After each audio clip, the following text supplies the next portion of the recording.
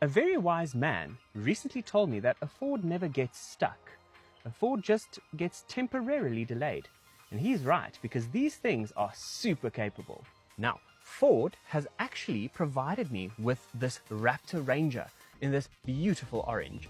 And they actually gave it to me so that I could complete the Ford Adventure Challenge Level 1. So yesterday, we did some light off-roading, getting to know the vehicle and its capabilities. And this particular one is the tippy-top spec, so it has all of the four-wheel drive functionality, which a lot of owners don't really use because people just love it for the performance and the power. And I do the same. But overall, I really like this brand and I really love the Ranger, because yesterday I saw all of the four-wheel drive variants, like from the base model all the way to the top spec, and they were all extremely capable. Now, there are a lot of things to love about the Raptor Ranger, and in this video I am going to cover more of the actual product, its performance, the interior, and just why it is still such a great seller for Ford. The Raptor Ranger is often bought for its performance and its fantastic 3-liter V6 engine.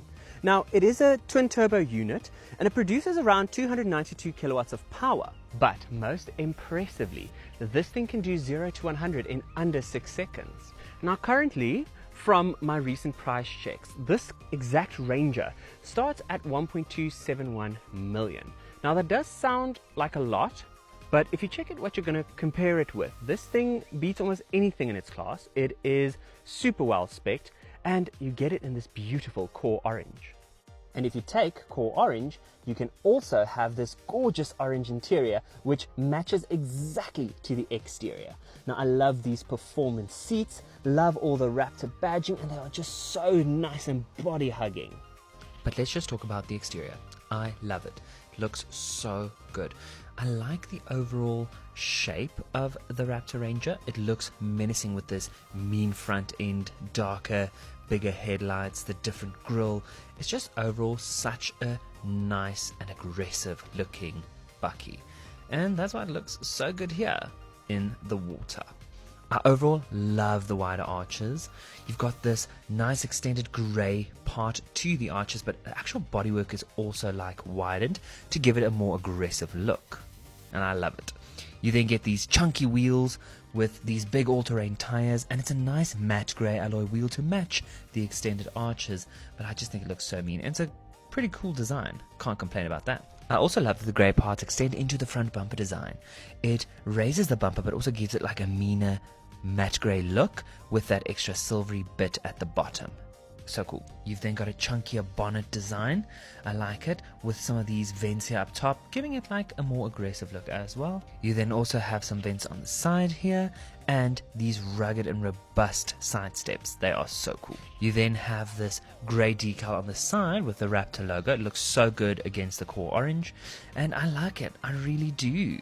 You also then get a roller shutter and a rubberized load bin from factory. But overall, this looks so mean. I love it. Just look at it in this water. Isn't it just like fabulous? But let's get it out of the water and talk a bit more about the exterior.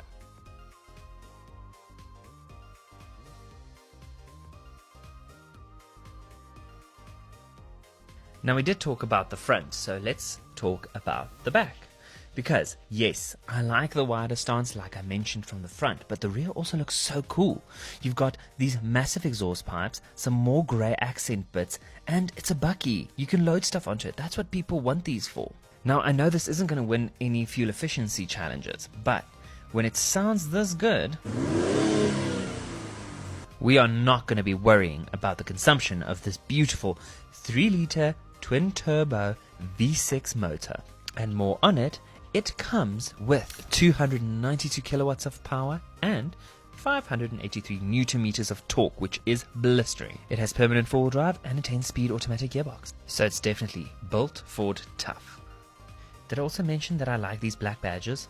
Then when we open the tailgate, you can see that this might be a performance bucky, but it's still a work ute, because you've got some hooks everywhere, some bin lights. The bin liner is so nice. The electric roller shutter is amazing. I really do like that. You also have a plug over here to power some tools from, and overall it's a nice usable Ranger size. You even have these indentations here for cups.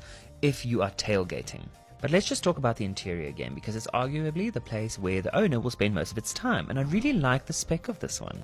And in true Raptor fashion, these sports Raptor seats with the core orange inserts and stitching, it's just such a nice overall seat. Love the design. They're super supportive and comfortable for longer journeys, but also to hold you in. I also love the stitching and these Alcantara bits. They are so nice. You also have the matching stitching on your gear selector and here in the steering wheel. You also then get that core orange in your aircon vents. And that brings me neatly onto this infotainment system because it's nice and big. It's crystal clear. Love how everything works. You still get physical buttons for your air conditioning, and those are so nice. You have a wireless charger over here, a slot for your phone, and some big cup holders. You also have your drive mode selector over here with your 4-wheel drive and 2-wheel drive selector buttons. And I really think Ford nailed the design. So well done to that, Ford. You really did a good job because everything is logically laid out and easy to use. You then get these real metal paddle shifters. They're so nice feeling, but the overall steering wheel also feels so sporty and chunky. I love the Raptor detailing, and it's just so nice to use and touch. You also have so many physical buttons on the steering wheel, and actually throughout the whole of the cabin, we like physical buttons, even down there. The full digital cluster also deserves an honorable mention because it's so nice, logically laid out, crystal clear, and I really hope this makes it into other Ranger models for future facelifts, because it gives you all the details about your vehicle.